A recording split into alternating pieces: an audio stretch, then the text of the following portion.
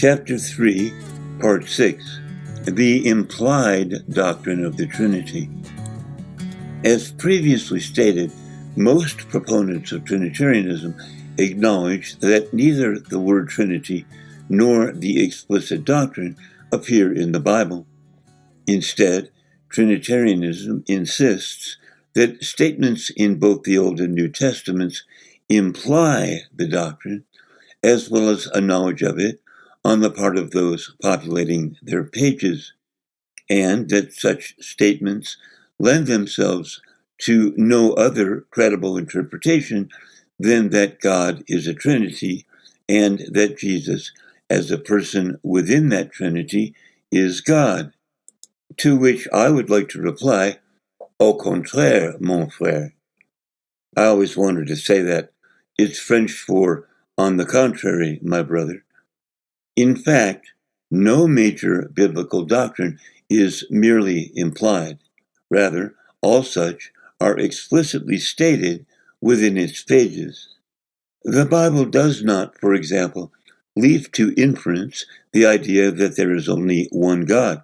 It declares it, and not just once, but many times.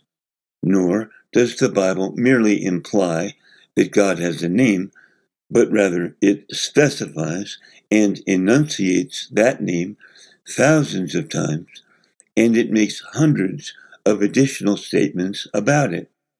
In fact, as a general rule, significant Bible truths are repeated often within its pages and in a variety of ways, suggesting that God is determined that the meaning and importance of such truths not be overlooked by Bible readers, nor obscured from their comprehension.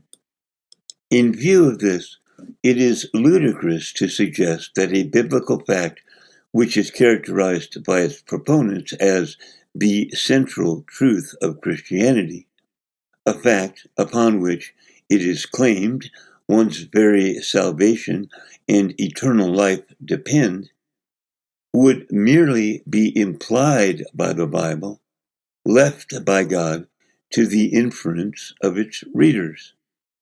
After all, Trinitarianism itself has no difficulty in enunciating the doctrine. There are thousands of books, pamphlets, and tracts, as well as countless Sunday sermons and broadcast media preachings, which hammer the Trinity home to Christians 24 hours a day, 7 days a week, 52 weeks a year, 100 years a century, 10 centuries a millennium. Certainly, God would have had no difficulty in inspiring the writers of the Bible to enunciate this doctrine within its pages as well. Thin ice.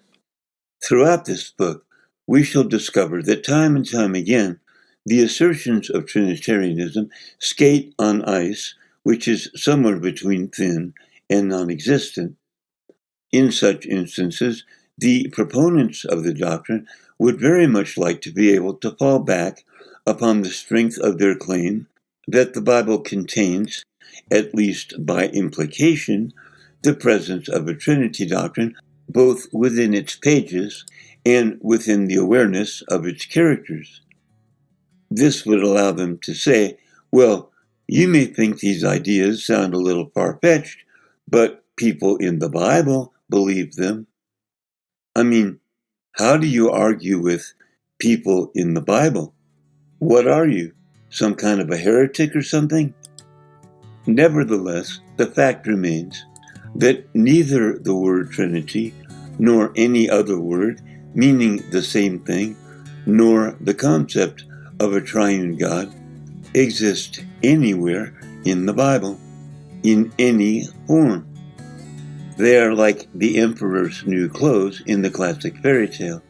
They are simply not there. This leaves the questionable claims of Trinitarianism to stand on their own and fend for themselves. As we shall see, they do not fare well in this endeavor.